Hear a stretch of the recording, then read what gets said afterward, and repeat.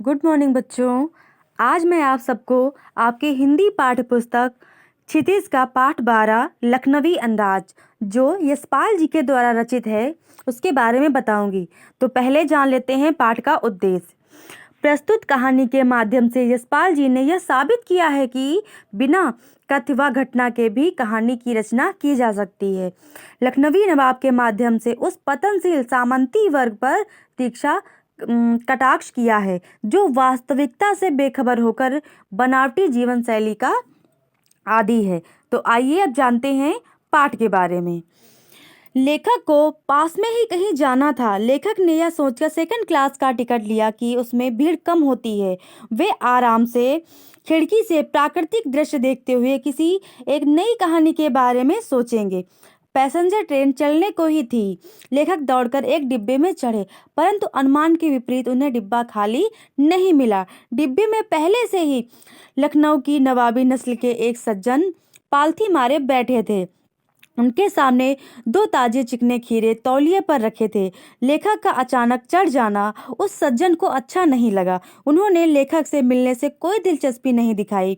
लेखक को लगा शायद नवाब ने सेकंड क्लास का टिकट इसलिए लिया कि ताकि वे अकेले यात्रा कर सकें, परंतु अब उन्हें ये बिल्कुल अच्छा नहीं लग रहा था कि कोई सफ़ेद पोश उन्हें मंझले दर्जे में सफ़र करता देखे। उन्होंने शायद खीरा भी अकेले सफ़र में वक्त काटने के लिए खरीदा होगा, परंतु अब किसी सफ़ेद पोश के सामने खीरा कैसे खाएं? नवाब साहब खिड़की से बाहर देख रहे थे, परंतु लगातार कनखियों से लेखक की ओर देख रहे थे।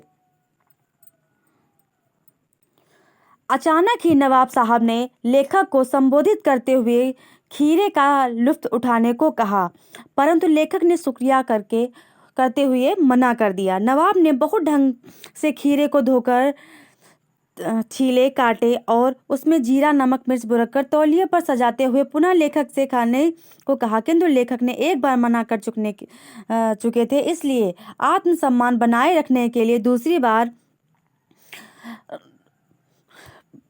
बार पेट खराब होने का बहाना बनाया। लेखक ने मन ही मन सोचा कि मियाँ रईस बनते हैं, लेकिन लोगों की नज़र से बच सकने के ख्याल में अपनी असलियत पर उतर आए हैं। नवाब साहब खीरे की एक फाँक को उठाकर होठों तक ले गए, उसको सूंघा। खीरे की स्वाद का आनंद में उनकी पलकें मूंद गईं। मुंह में आए पानी का घूंट गले से उतर गया।